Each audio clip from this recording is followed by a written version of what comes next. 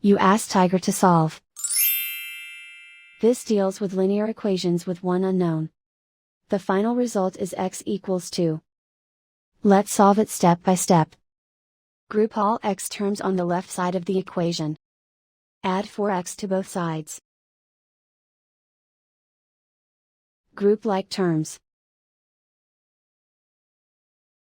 Simplify the arithmetic. Group like terms. Simplify the arithmetic. Group all constants on the right side of the equation. Add 6 to both sides. Simplify the arithmetic.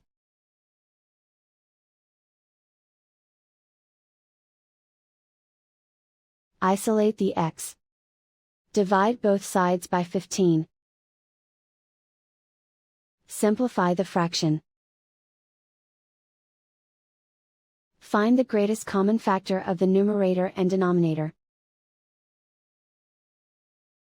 Factor out and cancel the greatest common factor. And so the final result is x equals 2.